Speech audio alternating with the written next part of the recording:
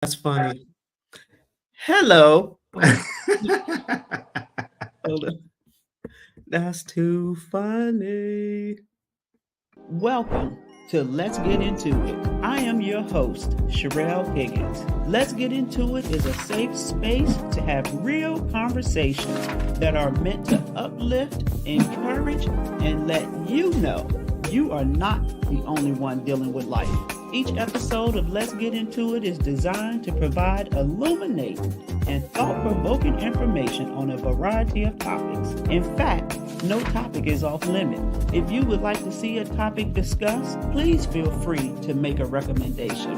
My special guest and I will have a great time discussing topics that the mainstream media wouldn't dare discuss. We will bring these conversations to you with an open mind, respectfully, from different perspectives, and most importantly, with love.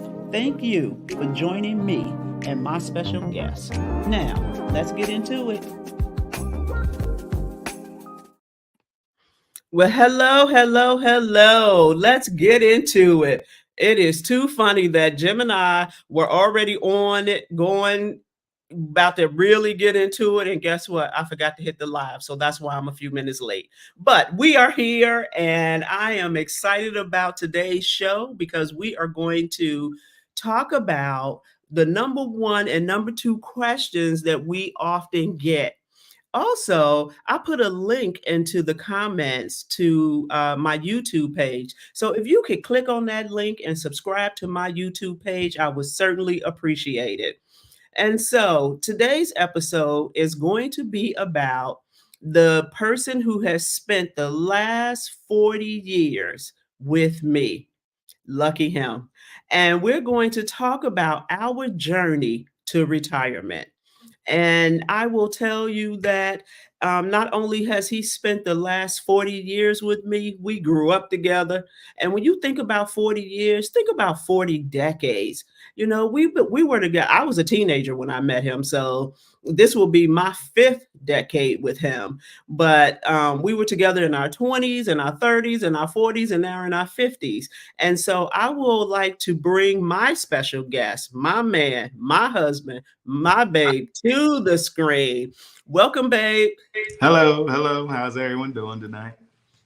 So, babe, one of the questions we often get is how were we able to retire on the same day?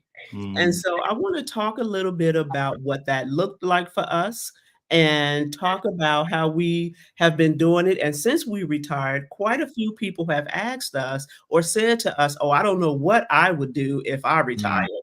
And so we want to talk about, what we've been doing since we retired and, how our day to day is going and all those sorts of good topics.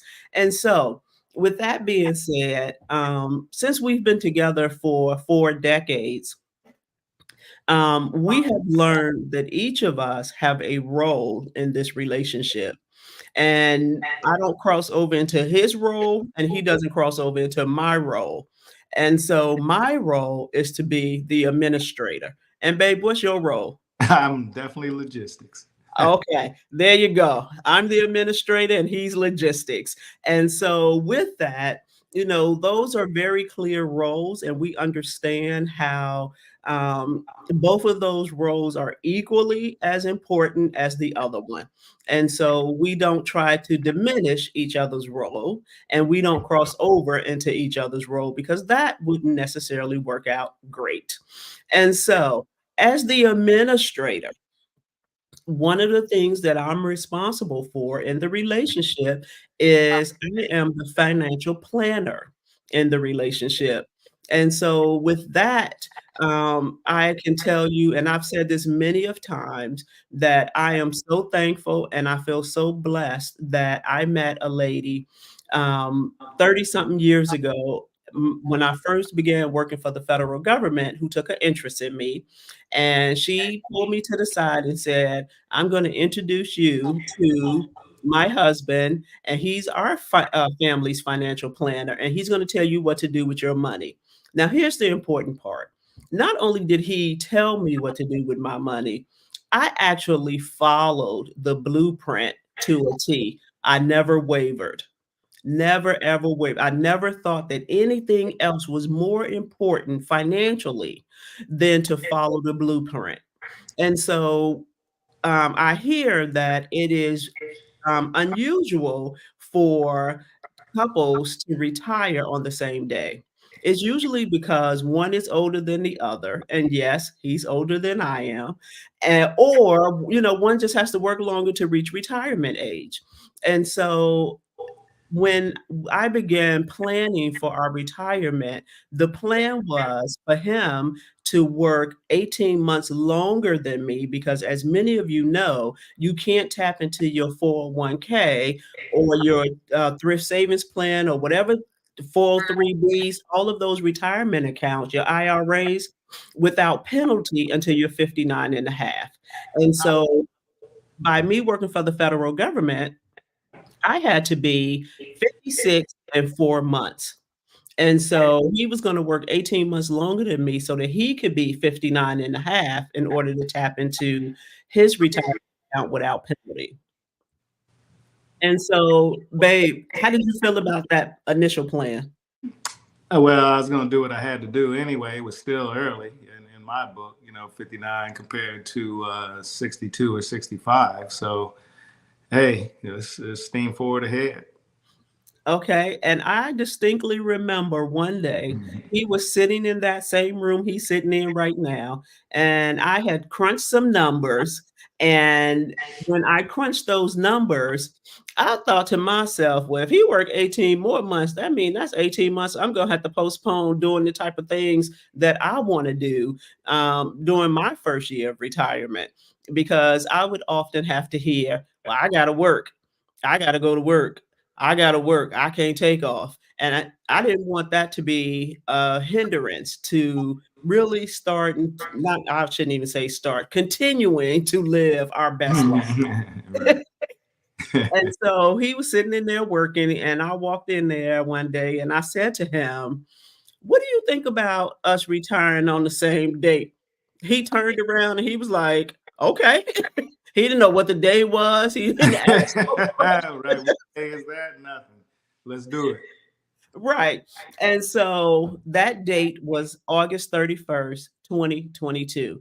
And so it's been almost 2 years since we retired, on that day.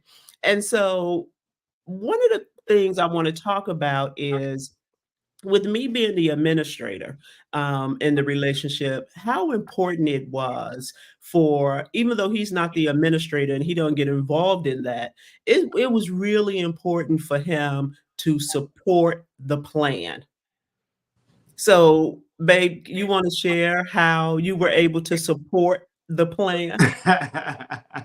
You don't even know. I know. Support plan was go to work, put the check in the bank. But that's what I was accustomed to. I've been doing that all my life, and we had met at such a young age. I knew I wasn't the one who was going to handle the money. And when I met Sherelle, before we were even serious, she could handle that money.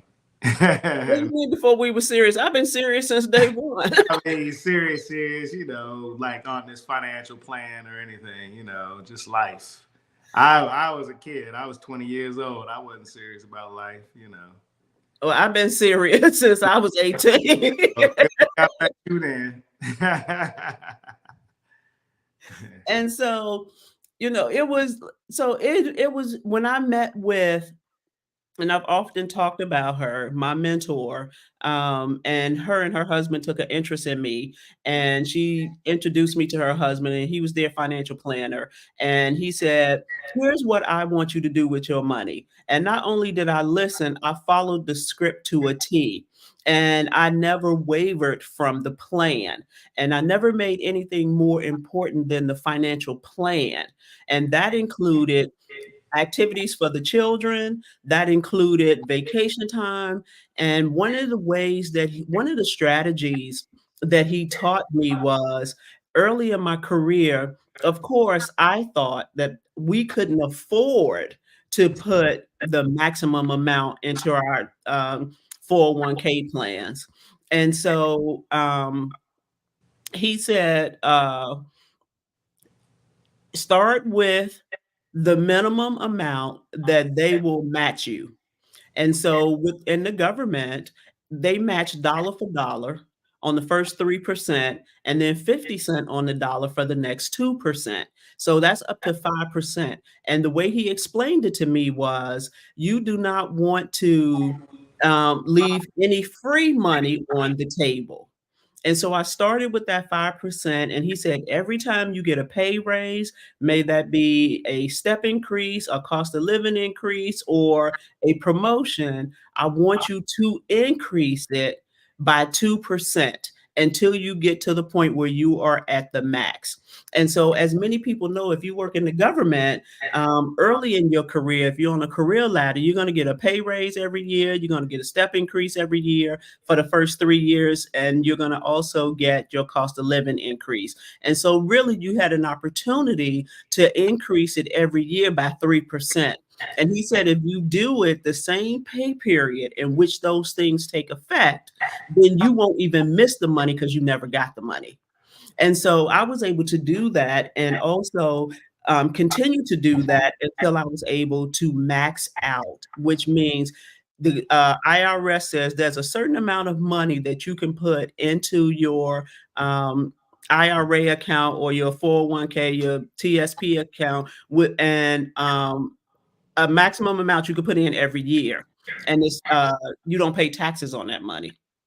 And so that's what I did. And once I started maxing it out, which was very early in my career, I think I was probably maxing it out by the time I had 10 years of service. And at that point, I still needed to work 22 years. And so we continued to max it out for the next 22 years so that when it was time to retire, because I always knew I wanted to retire, um, we were financially prepared. Now, Jim didn't work for the federal government. Babe, you want to talk about who you worked for? When I first got out of college, I worked for Crate and Barrel, and then I worked for EDS, Electronic Data Systems, Hewlett Packard, and then a small contracting company, Excalibur Solutions, and that's where I ended my career. And so he was private industry. And so they are a little tricky, right? So, you just have to know what it is that your company offers and how you can maximize that. And so when he left Hewlett Packard, he had a 401k and he went to work for a small business and worked for that small business for about 12 years before we retired. And so I was able to take his 401k and roll it over to an IRA. And once I rolled it over to that IRA, I started investing that money into the stock market and making sure that I'm kind of a organized person and I keep an eye on all financial transactions. And so I make Yes, sure, what'd you say? yes, she does. And so I rolled his over and I started investing his money into the stock market. And I was able to double what he had in his IRA by investing that money into the stock market. In 12 short years, I was able to double the money. And so now, we start getting close to retirement. And so we have not only his IRA, but we also have my in the federal government, they call it the TSP, Thrift Savings Plan. And so now we have both of these entities. Back in 2018, just because not only was I investing his money in the stock market, I made sure that the formula that my financial advisor gave me, my mentor's husband, I made sure that that money was spread out amongst the right funds in the TSP that would maximize the earnings over the years.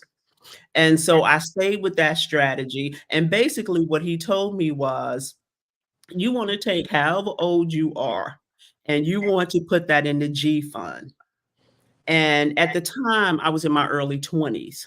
And so I took 20% of the money that I was investing in the TSP and I put it in the G fund. And then I took the 80% and I put it, or what, I was probably 25. So I took the 25%, put it in the G fund, and I took the 75% and put it in the more riskier funds.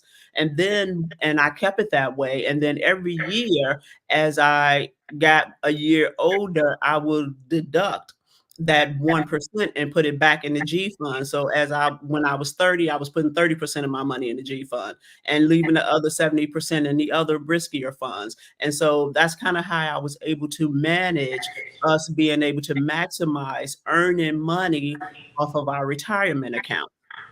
Now, babe, Yes, ma'am.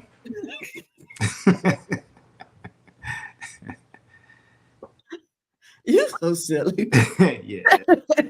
So, so one of the things that I just don't think you give yourself enough credit for Okay. is really like sticking with the plan. Like talk about how important it was to you to have somebody that you can trust with your money, and somebody how important it was that you could trust me with your money. Yeah. Well, I always trusted you with my money, so that was no problem. We had built trust, from a long time ago. So um, I never missed out on anything I wanted to do. So, anything that I missed out on was just an extracurricular pleasure that really just, you hear about the room, okay, I want a boat. But, everybody knows the best thing to have is a friend who has a boat, not own it, Right. because it's a money pit. We know that. And I had one of those. So, we were able to get out on the water regularly. Again, I wanted extracurricular. I want a motorcycle. I always wanted a motorcycle, but my father was against it. Then I met you. You were against it. Then logically, it didn't make any sense in our status of life where we were. Me having a motorcycle, I already had a bicycle, which takes time away. So, and then when I brought some of those things up, frugal Fanny here would say, "Do you want to retire?" And it put it all in perspective. Now as I look back and we joke about that nowadays, I appreciate that and really didn't need it. And still don't. Still don't. It's still extracurricular. You drive by 500 miles in the United States of America. You drive by each property, there's gonna be a camper, ATV, a boat, something sitting out in the front yard, rotting. So, the words of the famous statement, "You want to retire," you know, made it that much more easier. So here I am retired, and I don't miss any of that. Not at all. And that's really important. If you can't trust, if you're not, so here's one of the pieces of advice I like to offer couples. Whoever is the best person with the money should handle the money, right? Because as he called me frugal, if I had if he had been the type of man who would say, "I'm the man, I'm gonna handle the money," we would still be working. Well, he would still be working because I'm gonna invest in my full and my TSP. So he would still be working. I would be retired, and he probably would have to work the rest of his life because he's just not the best person to handle the finances, and that's fine. And so for me, it was really important and comforting to know that he trusted me with his money, and I took that seriously. I wanted to make sure that I didn't do anything to not only let him down, but disappoint him to the point where he thought he was going to be able to retire. And now I got a story I need to tell about how we don't have no money to do that. And Mm. he's trusted me over all of these years to handle the finances. And so Crush got a kick out of Frugal Fan. Woo-wee. Sure they should. And Shoot. Kim said, "Oh, you're retired now. Let him have his motorcycle." Kim, I will tell you, we rode past the Harley Davidson shop today on our way to get something to eat, and he said, "Oh, look at that motorcycle over there, the teal one. It looked just my size." I said, "Absolutely not." That was just for old times' sakes. That's how I used to ride down the road all the time. Now it's like whatever. Right. Uh, And so, making sure that if you are in a relationship, it is really important for the person who's going to be the best person to manage the money. Let them handle the money. Men, this is not the time to let your egos get in the way of prosperity. Don't do it. If you can trust your wife, let her handle the money if she's the best one. Wives, this is not the time for you to say, "I'm independent. I'm about the he ain't nobody going." It ain't time for that, right? If your spouse is the best person to be able to handle the money, let them handle the money. Now, you can always check in and make sure you should have access to the money to watch it yourself and make sure things are going as you expect it to go. I'm not saying do this blindly like Jim did. I'm mhm. just saying, there's different strategies that you can use to make sure Uh, that you feel comfortable with somebody else managing your money. And so as we were raising our kids, one of the things people would say to us is, um, what about a college fund? Well, let me tell you about the college fund. I tell people back then, I don't have no college fund for my kids. Now, if my kids happen to go to college, I will support them in that, but I don't have a college fund for them because what happens is, particularly the generations that are coming up now, they will go to college because that's what the parent want them to do, but they will get to college and then decide that they don't want to finish college, and now they think they got a college fund and the money is theirs when they knew good and well they haven't put a dime in. And so that's exactly what happened with our children. They went to college, but they decided they didn't want to finish college. And guess what? Their college fund was our retirement account, and our retirement account is our retirement account. They got nothing out the deal. Mhm. And that's cool, right? Because we spending our money. And Mhm. so I'm gonna say this part now because as I mentioned earlier, um, I kind of Jim and I started kicking this off, and I hadn't hit the go live button. So I'm gonna say this again.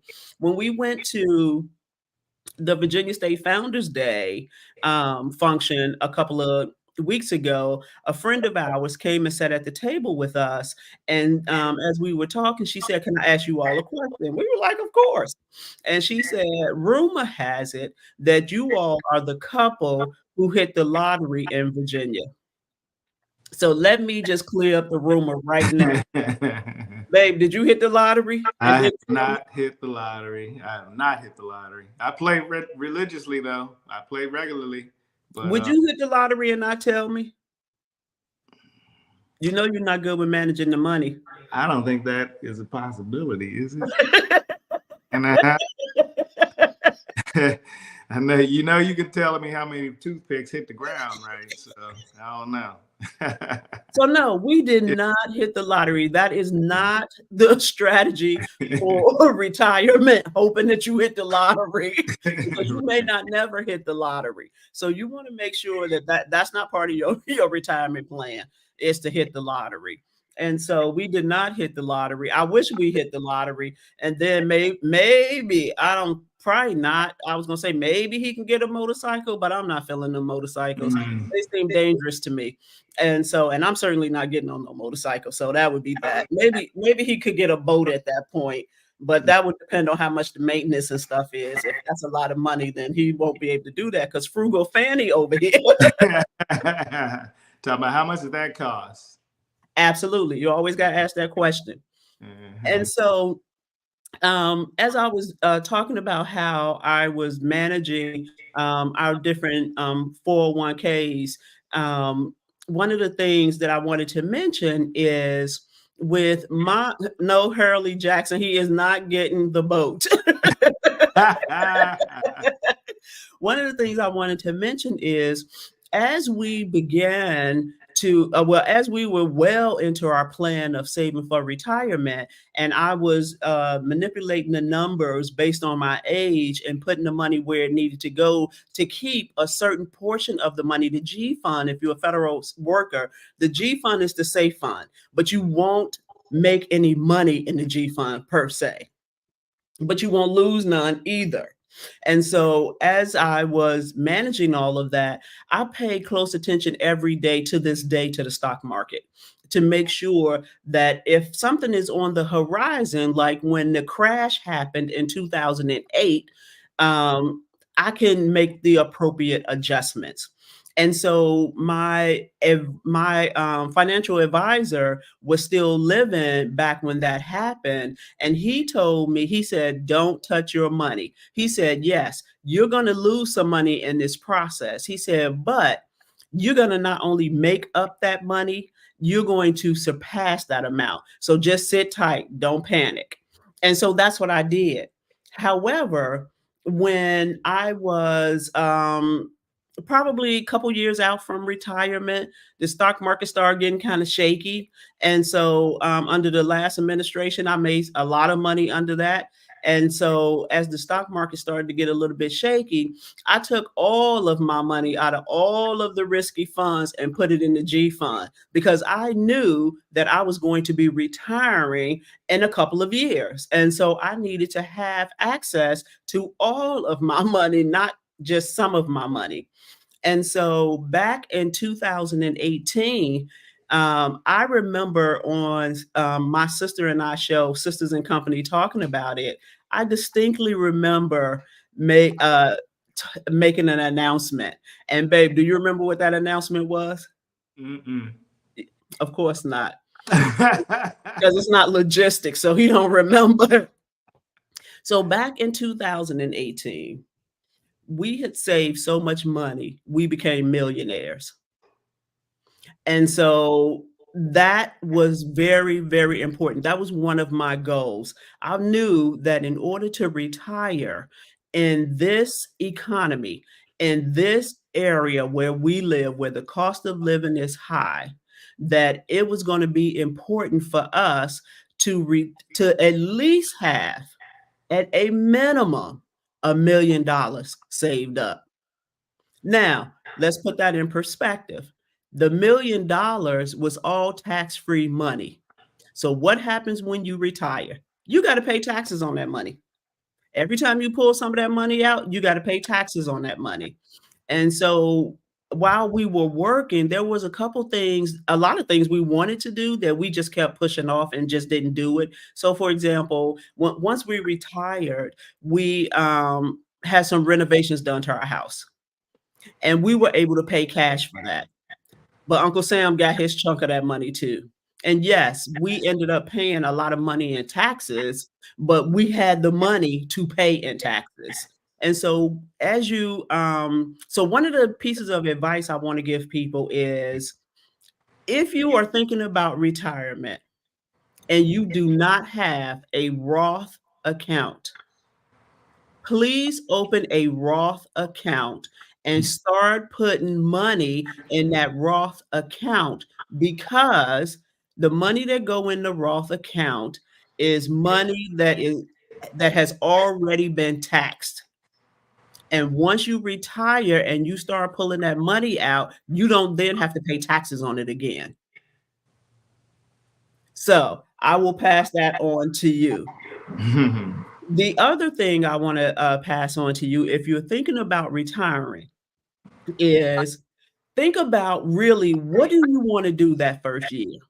Just think about that, because that's going to be very important. And if travel is something that you want to do that first year, I would recommend that you pay for all of the travel you want to do the first year while you are working. And so that's what we did. With the exception of about 2 trips, all of the travel that you all saw us doing on social media was already paid for because we paid for that while we were working. And so, babe, you wanna talk about some of the places we went? Oh shoot. Um, we went to Maldives, went to Grenada, no, St. Lucia. Both. Oh, Grenada too. We went to Florida for a month. We drove to Nashville. We went to Michigan. We went to Toronto. Anywhere else? Hmm. We went on the auto train down to Florida. We were gone for 30 days. Mm-hmm.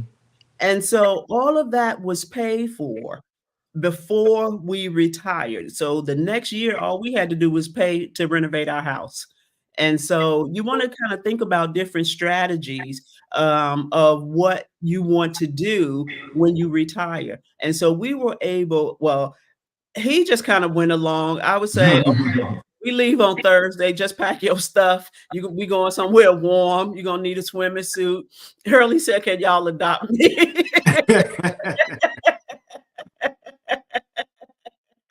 So you want to make sure that you kind of think it through, right? Because retirement can be a long-term thing, right? And so, and then you can decide um, whether or not you choose to work beyond your official retirement. And so I will tell you that um, in terms of us, babe, you choosing to work? No, I don't want to work again unless I choose to. You know, that's the question I got a lot from people. Is like, what are you gonna do? Well, whatever I'm gonna do is gonna be for me and maintaining good health and my sanity, my mental health, and I'll find something to do. I'll replace it with work. You know, some of the terms when people think about retirement are retreat and withdraw and recuse from something. So I mean, some people are afraid of retirement because it's like, what am I going to do? I'm going to waste away. I can't sit around all day like that. Well, you don't have to. You just take your time, get up when you want to get up, and then I don't even plan. I just get up and start doing things. But I keep myself busy. I have hobbies also. That's a good key.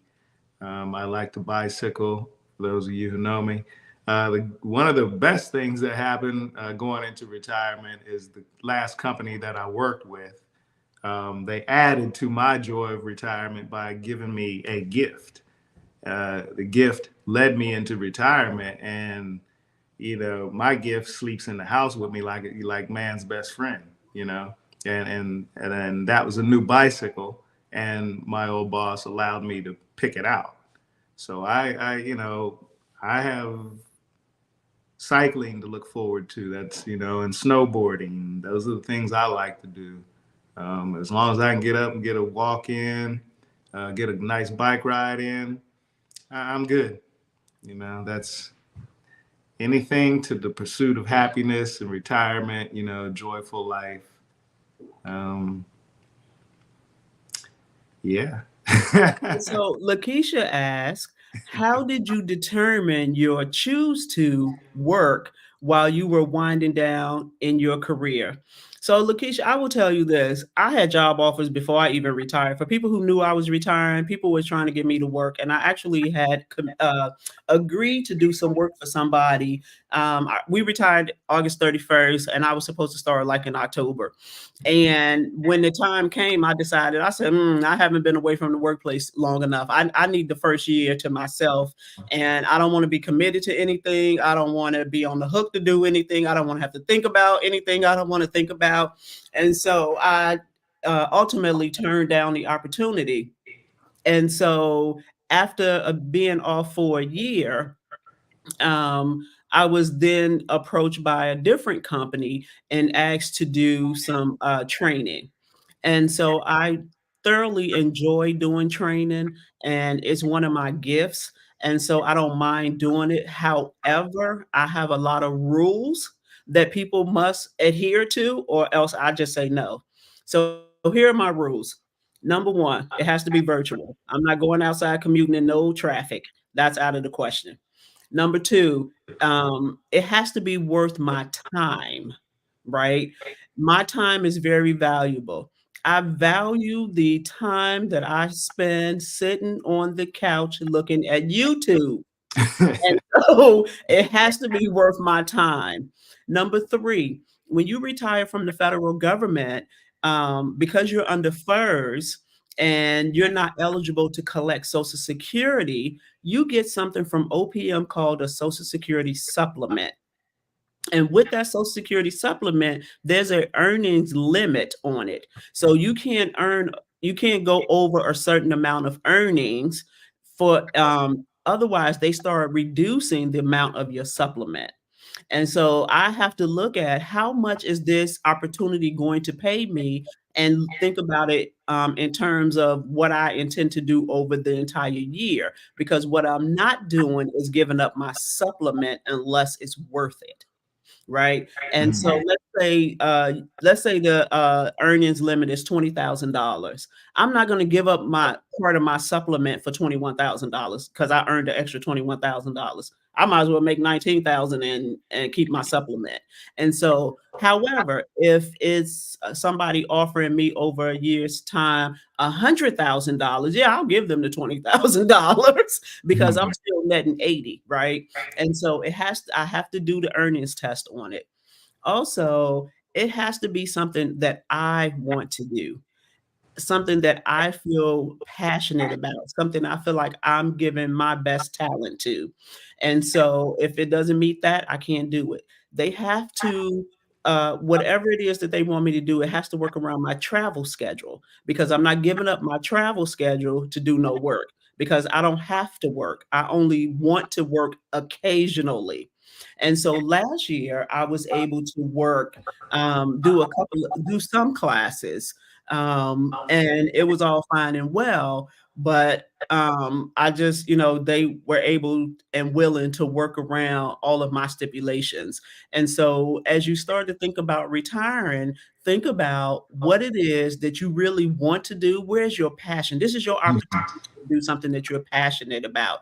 And you also want to start making connections with people prior to your retirement so that when you are ready to walk into a different space at your choosing, you have already made those connections and people are willing to give you the opportunity and understand where you are. And so, in addition to, so yes, I intend to work occasionally, and I do occasionally, but I'm not going to commit to no job that requires me to become a part of an organization. Let me say that again. Mhm. Not going to commit to no job that requires me to become a part of an organization, because what I don't want to do ever again is deal with the politics of an office. I do not want to deal with the poor leadership that's in organizations. I don't want to deal with the poor performing employees in an organization. I want to go into an organization, I want to teach a class, and I'm leaving. I don't need to get to know nobody. I can barely remember your name. That's fine with me. And Mhm. so that's all that I want to do. And if there are opportunities that allow me to do that, I take advantage of those. I also speak at conferences. I enjoy doing that. And so again, it doesn't require me to be embedded into no organization. I go, they give me the theme of the conference, I prepare my stuff. Mr. Logistics over there with me. So he can do the logistics, Yes, indeedy. I'll get there. like and so, and it works for us, right? It just works for us. Neither like he doesn't want to work again, and that's cool. I don't have a problem with that. He put in his time and he did his part so that he doesn't have to work if he don't want to. I'm cool with that. And I don't look at it like oh, I'm taking care of him. No, he has his own money. Well, not really own money because our money. It goes a lot further that way. Yes, absolutely. Yeah, It sure. goes a lot further. Um, other One of the other things I want to talk about, babe, you want to share with them what's your perspective about people look at us from the outside and think Oh, well, if they could do all of this, surely they must have some money that they can loan me. Hmm. Uh, Loaning money is basically don't loan any money out to anybody unless you're prepared not to get it back. Because if they don't have it now, most likely they're not going to have it then. And so you already know in advance that you may not get your money back. So that's just the way I've looked at it all my life. So uh, It's an annoyance to me for people to ask me to loan. Can they borrow money? It just really get on my nerves because I'm like, no, we did not save money all of these years to give it away. Like I get irritable when my kids ask for money. I'm like, no, like you decided not to finish college. Okay, that worked for me. So no. Now, of course, we're gonna support our kids and we're gonna help them out of binds, but it ain't because I like it or I enjoy it. I'm like, no, like figure it out. And so no, they do really well, and they don't because they don't want to hear it. They have to come to me for the money. because I don't have no money. That's what the game I play when they come to me. I don't have no money. Go ask your mom. But they know where the money comes from. So she's the key, the gatekeeper. Yeah. Dr. Paulette said banks are insured for losses, not me. I do not loan money. I'm I, gonna use that, Doc. Yes, I like that. I don't Um, I don't have any money to loan. So and I don't either because yeah. we are living our lives and we are doing things that we had to postpone doing because we were raising our kids and we were on a retirement plan. And so, yes, we could have renovated our house back, over the years, but that would have taken away from the retirement plan. We could have, we can ready to have a deck put on the house. We could have done that over the years, but no, that would have taken away from the retirement plan. And Mhm. so now we have, the financial resources to be able to do these type of things and not have to worry about it. Not, and one of the other questions that I get is how do you go from multiple checks a month to only getting paid once a month? And so my response to that is you just pay all your bills at the beginning of the month. Mhm. That comes first and foremost. At the beginning of the month, I pay all of our bills. I don't care. I'm not putting it off. I'm not paying no late fees because that's giving money away that I could spend on me and him.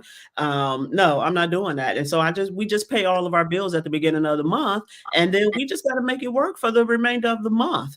And if we get to a point where we don't have money at the end of the month, we got to sit down somewhere. Which, again, I told y'all before, I like sitting on the couch watching YouTube. Shit, Works for me. Don't bother me at all. I can do it for days on end, believe it or not. I know many people who know me think I'm an extrovert and I need to be out and about kicking it all the time. I don't. I can sit on the couch and watch YouTube for 15 straight hours and do it day after day, and I will be fine. Now, Jim, on the other hand, is Mr. Busybody. He can't do that, and that's fine too.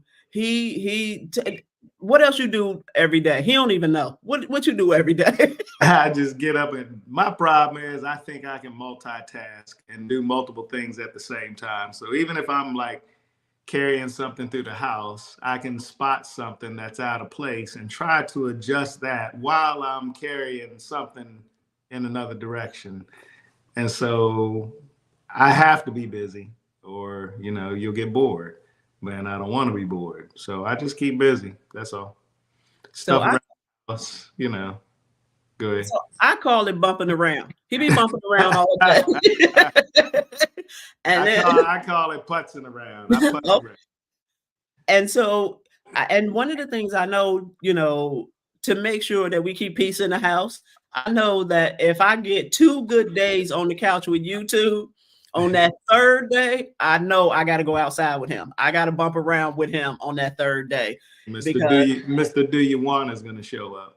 absolutely, Mister, do you wanna? It's always do you wanna? Do you wanna go here? Do you wanna go there? And a lot of times I don't wanna, but I know if I've had 2 good days on the couch, on that third day, even if I don't wanna, I get myself together and I go. Because he's a busybody. And Yeah. so What we do the other day, we went down to the shore of the park, pulled the chairs out and the music, and sat there and watched the sunset on the side of the river. Three yes, 3 miles from the house. yes. Didn't have to spend any money. Didn't have to spend any money. I wanted to stay home, but it was that third day. But it was a beautiful day. It was. It was a sunset on the river. So really nice evening. Yes, absolutely. And because we enjoy each other's company, it makes it easier. And so I would say make sure that when you retire, that you are if you living Correct. with somebody, that you are in the house with somebody who you enjoy their company and they understand when you need your space and you understand when they need their space. Those things are important. Yes.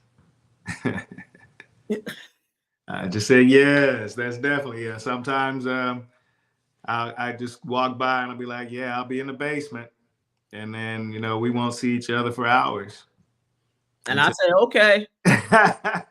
And then on those days that I'm sitting on the couch enjoying my YouTube, chilling, and he bumping around, and I can tell when he's antsy, I say, go outside and play with your friends. Because I'm not getting ready to play with you today. Luckily, I have friends. Yes. Luckily he has friends. And so turn the light on because it's dark. Um and so, when you think about retirement, you know, you'll never think that you have enough money. You will never think that you have enough to do. Just don't be afraid of it. Make sure, that you have a solid plan for the very first year. And once you have that solid plan for the first year, then, you'll be in a groove by that time. And then you can move into something else. When I announced at my last job that I worked for the federal government that I was going to retire, um, a couple of people said to me, first of all, everybody was shocked that I was even old enough to retire, because according to them, I didn't look old enough to retire, whatever that looks like.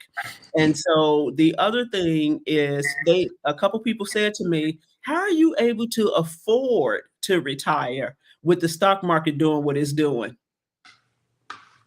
And I was taken aback that people would like really think that, that I needed to worry about affordability in retirement. So here was my answer to them. If I need to make money, I am talented enough and smart enough to be able to make money. I don't have to work this job to make money. And then they were offended. And I definitely could go back to contracting because I'm surely worth something to somebody. Absolutely. You're worth a lot to me, babe.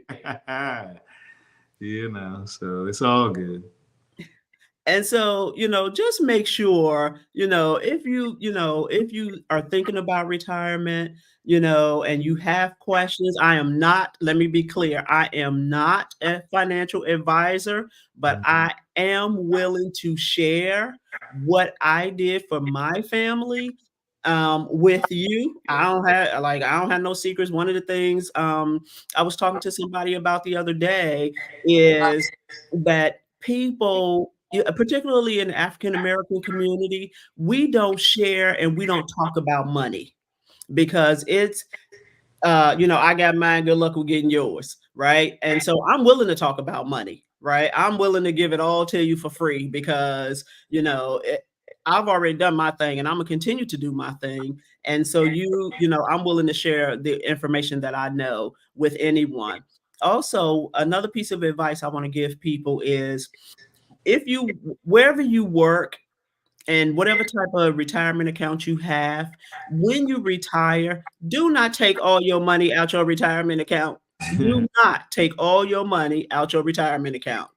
You want to take out what you need at the time that you need it, because you want the other money to stay in your retirement account and continue to make money for you.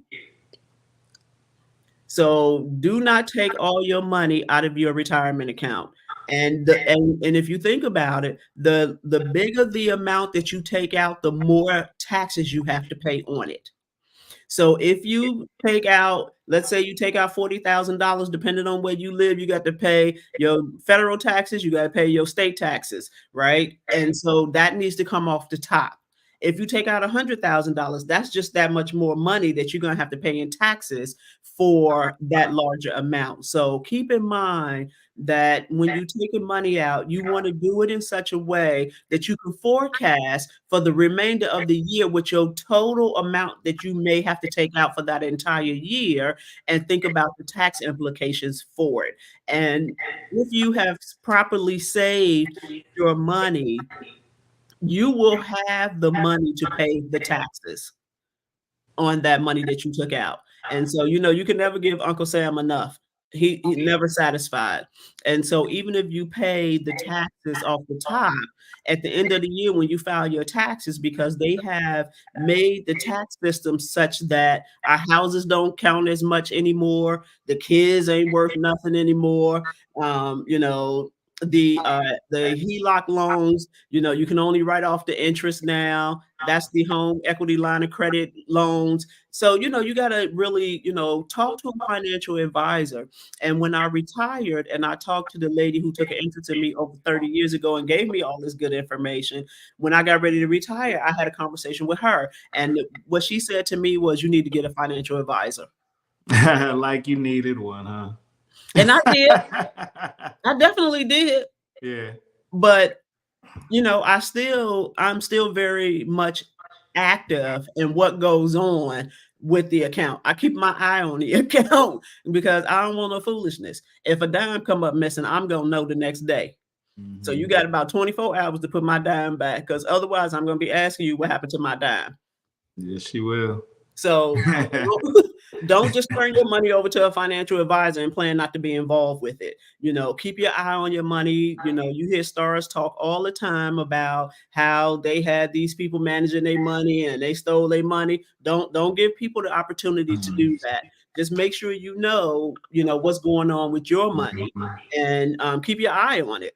And don't be afraid to ask questions, and if you're working with a financial advisor once you retire, or even before, if you're working with them, don't be afraid to ask questions. And if you feel like they don't want to answer your questions, they're not being honest with you, they're being short with you, they're not giving you the time that you need, get another one.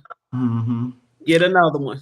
I had one question for him and one statement. The question was, "Are you any good?" And then the statement was, "Cause she gonna be watching you." And so he answered, "Yes, he's good," and he said, "Thank you for the heads up." I also only have the financial advisor managing Jim's 401k. Mm. I manage my own 401, my own TSP. I don't know. I ain't doing that. I'm not giving you all my money to manage, because one thing I'm not gonna do is when I need some money, I gotta, get in touch with you to get the money. I'm not doing that. And so I let him manage one and I manage one, and we right neck and neck. So I'm still on the right track, and I still have my money in there in those funds so that it can continue to make money. And so, with that being said, does anybody have any questions? Kathy says, "Wow, I was asked the same question when I retired." Kathy, is that the question about how can you afford to retire? I'm sure that was probably like where that question came in. So babe, you have any final thoughts? Final thoughts is for the people out there who are in position and wondering or just waiting a couple extra months to pull it off. Like my cousin Ron told us Mm. in West Virginia, it was just the three of us on top of a mountain overlooking his property, and he told us there's life after work, and it resonated with Sherelle, and it really just hit me.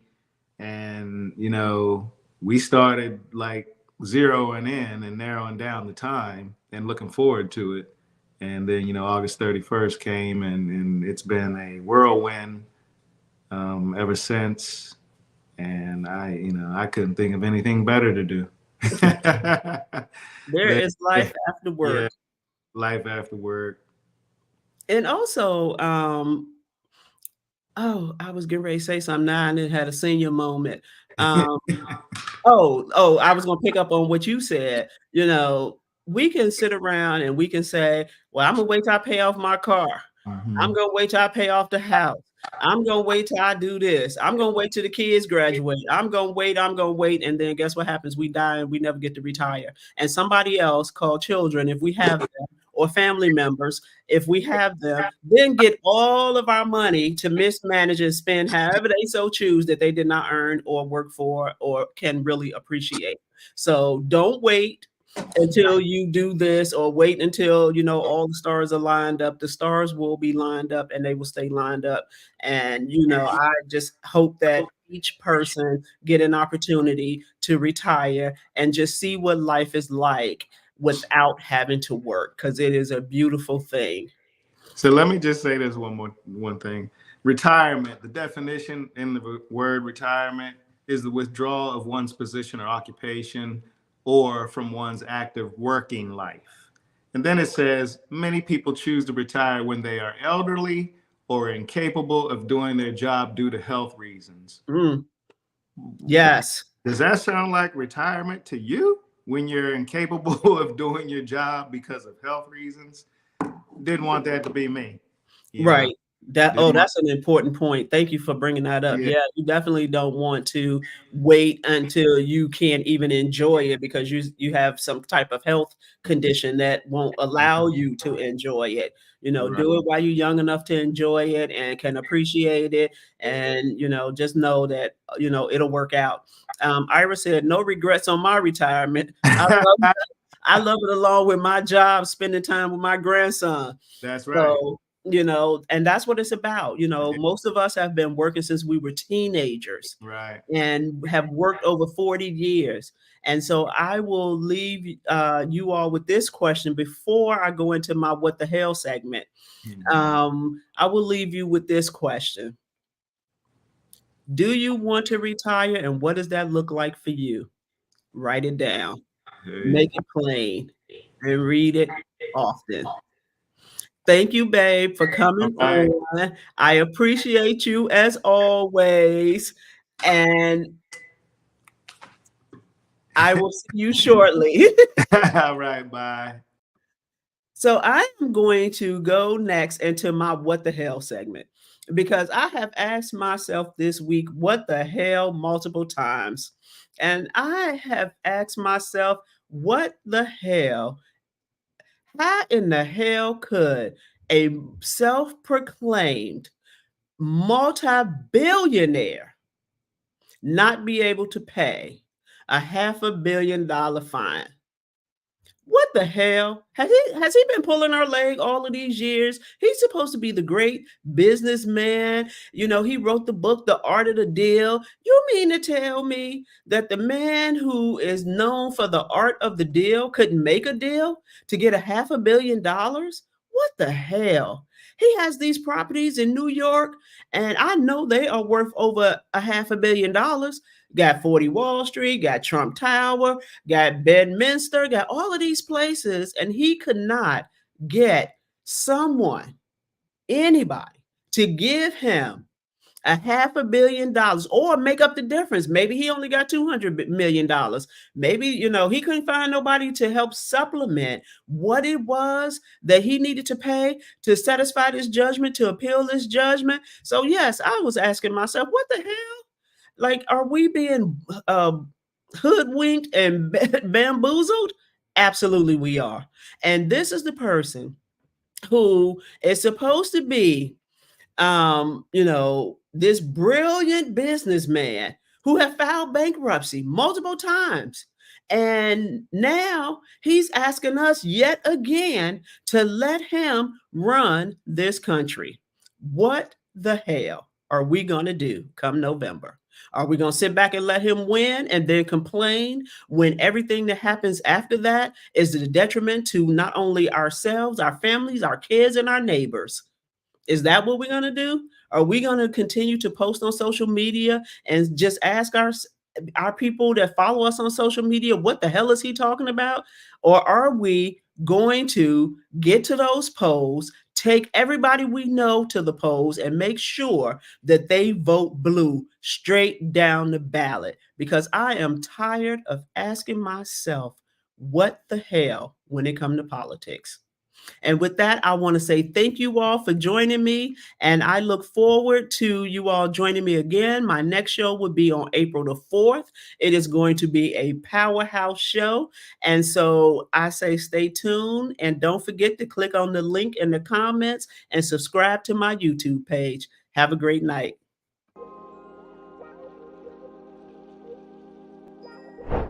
Thank you for joining and participating in Let's Get Into It. I want to thank my special guest for being brave enough to get into it. Without you, these conversations cannot happen. Remember, different viewpoints, respect, and love are the foundations of Let's Get Into It. If there's a topic you think I should discuss, drop me a recommendation. If you're interested in being my special guest, let me know, because we can and will get into it. Have a great day on purpose, and I look forward to your continued engagement and support as we get into it.